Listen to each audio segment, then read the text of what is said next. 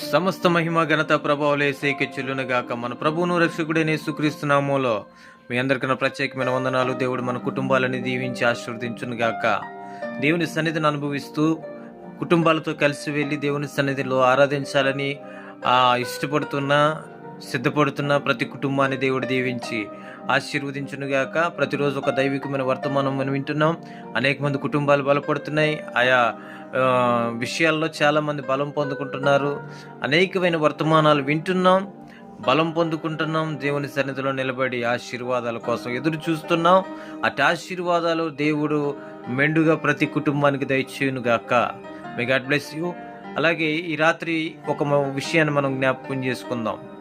ప్రపంచంలో చాలా రకాలైన జబ్బులు ఉంటాయి, కానీ భయంకరమైన జబ్బు ఏంటంటే మాట్లాడడం.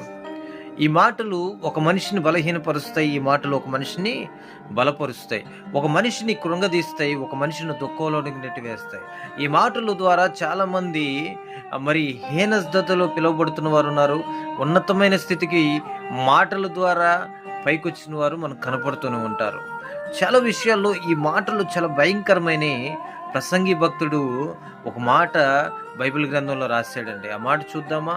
ప్రసంగి గ్రంథము 5వ అధ్యాయం 2వ వచనంలో ఇలా అంటున్నాడు: నీవు దేవుని సన్నిధిని నిలబడినప్పుడు అనాలోచనగా పలకకుండునట్లు నీ హృదయముని ఏం చేయొద్దు, నువ్వు త్వరపడనీయక నీ నోటిని కాచుకునుము అని ప్రసంగి భక్తుడు మాట్లాడుతున్నాడు. ఆ భక్తుడు మాట్లాడుతూ ఇలా అంటున్నాడు: దేవుడు ఆకాశం ముందున్నాడు, నీవు భూమి మీద ఉన్నావు, కాబట్టి నీ మాటలు ఎలా ఉండాలంట? కొద్దిగా ఉండాలి. హల్లెలూయా.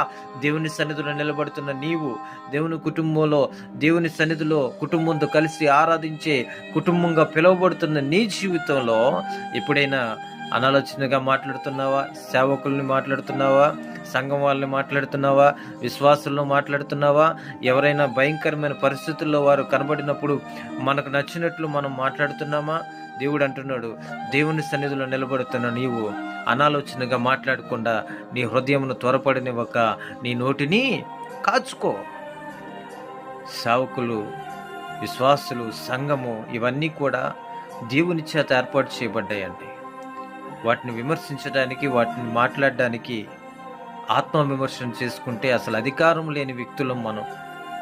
ఈ మాటల ద్వారా ఒకవేళ ఎవరైనా మాట్లాడుతుంటే తప్పుగా, చెడుగా, దేవుడు అంటున్నాడు, దేవుడు ఆకాశం ముందున్నాడు, నువ్వు భూమి మీద ఉన్నావు, నీ మాటలు కొద్దిగా ఉండాలి.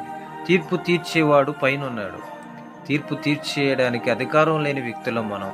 ఎవరిని అనాలోచనగా పలకకుండా మన హృదయంలో